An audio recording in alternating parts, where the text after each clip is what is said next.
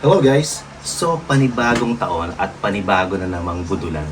For today's video ay pupunta tayo sa Ayala Mall sa Manila Bay para magpagamot. So, isa to sa pinaka-paborito naming mga malls kasi nandito yung mga gusto naming mga boutiques like Foot Locker, Nike, Adidas, tsaka yung iba pang mga brands. So, one time kasi, habang naglalakad kami palabas na ng mall, may lumapit na lalaki and inalok ako ng Fixie Foot.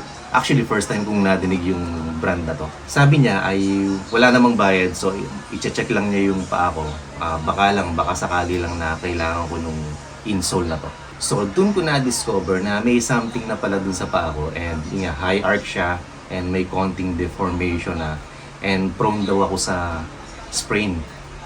Tapos napansin ko kasi every time na maglalakad ako, kahit hindi pa ganun katagal, ay mabilis sumakit yung paa ko. Akala ko talaga nung una nasa sapatos lang yun. Kaya bili ako ng bili ng sapatos. Hinahanap ko kung ano yung tamang sapatos sa akin. So, in-explain niya sa akin kung ano yung gagawin. Bibigyan daw ako ng insole. Ipoporma niya ayon sa itsura ng paa ko. Then, sinabi rin niya of course yung price. Mura. Mapapamura ka.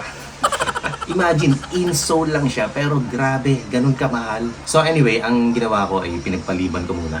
Baka kasi masyado lang ako nabibigla.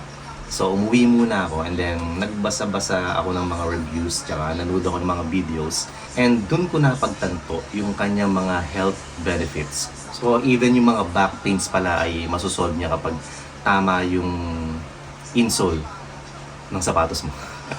Basically, naghanap lang ako ng pang-convince sa sarili. So, nung naintindihan ko ng mga benefits niya ay, ayun nga, nag-decide na ako, babalikan natin siya. So, guys, eto, panoorin nyo. Check nyo na lang kung magpapabudol ba tayo dito sa Fixie Foot. Masakit pa ako lagi. Itong ano. Oh, masakit sa paa. Kasi ano to eh, flat to eh. Pati samba, masakit. Oo, patas. Sa ibang shoes mo sir, kung mas ano, tatanggalin mo yung old insole. Pero kung maluwag, ikabit mo na lang.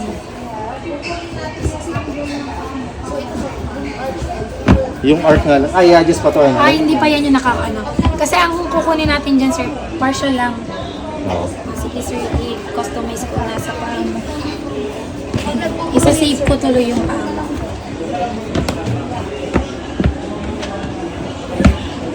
Sakto naman siya sa sapatos na sir. Pwede ka pwede pala mag-adjust. Okay, sige sir, mold ko. Mold pa. Flat, ano yung ano sa'yo? Medyo Flat ka, no? O, Na medyo mataas. naka-high arc ng konti. So, dito tayo magbabasa sa gilid. May masakit. Pero sir, ang zero gravity, ang hirap sa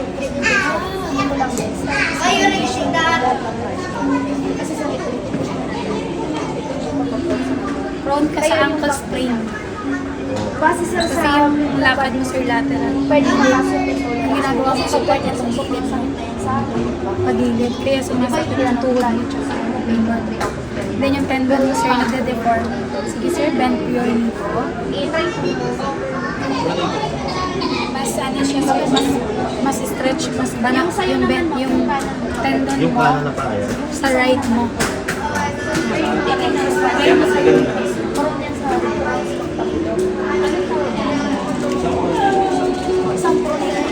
Pag naglalakad ka sir, yung buto mo, papaling palabas.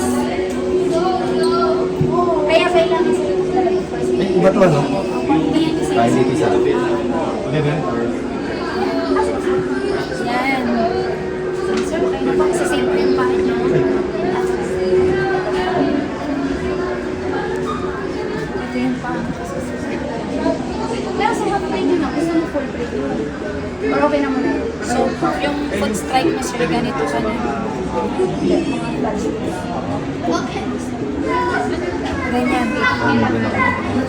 Basta kang ka. So, prone ka sa ankle sprain. So, kapag lalo na tumatakbo ka, ganyan. Yung ano. So, yung lumbar mo sir, ma-prepare. Sige sir, isa-save ko na lang.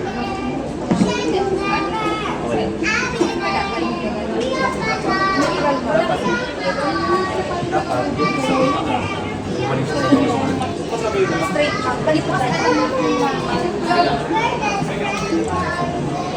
Mura na. Okay lang po na naman. Yung sa'yo muna sir, para makita.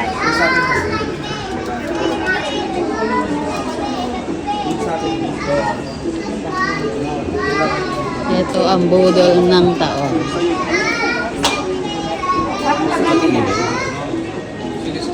Yung presyo ng hindi ma'am, yung kaliwa mo lang. Parang kapasok.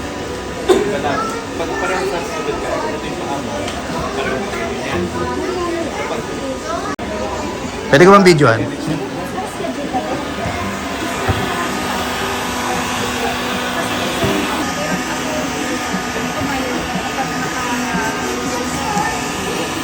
Bali para lambutin mo na yan. Para mag-shape sa pa. Ganyan. I-fix it po.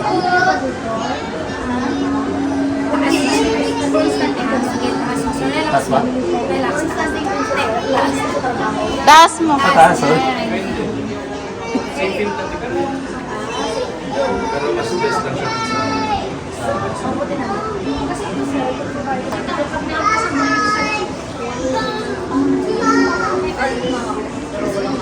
Mama, saan po pala siya?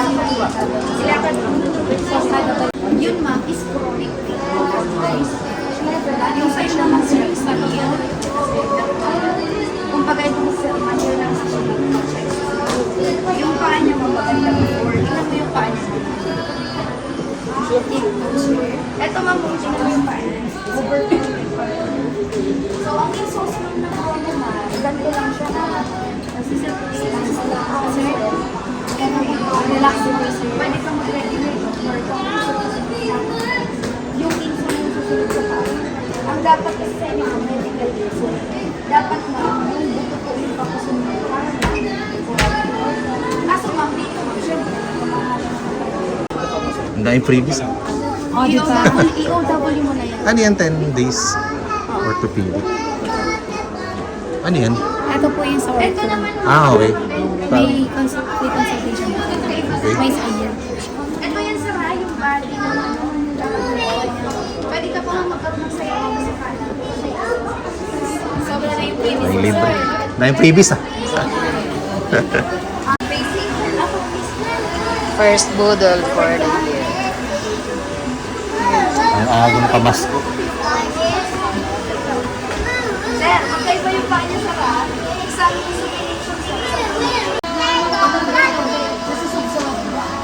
Sir, ito sa hindi yan sa, like, ano sa rat. Guys, galing tayo sa budulan. So, eto na nga guys, nagpabudol tayo. Eto na yung ating fixie foot na insole. So, full premium siya. So, actually, meron pa kasi yung parang regular lang and then merong premium and merong full premium. Yung regular kasi is foam lang siya. So, yung premium and full premium ay carbon yung ilalim niya. So, pero dito sa full premium actually full carbon talaga siya. Yung isang version kasi ay parang ano lang siya composite carbon yata tawag. Anyway, dito sa full premium ang main differentiator niya ay yung blue na foam. Ito talaga yung magpi-fix nung issue mo sa paa. So, yun nga lang, mas pricey ito. Ilalagay natin to sa sapatos natin and we'll see kung ano magiging difference. Bibigyan natin to ng siguro mga after 1 month gamitin. Bigyan natin ng another review. Okay?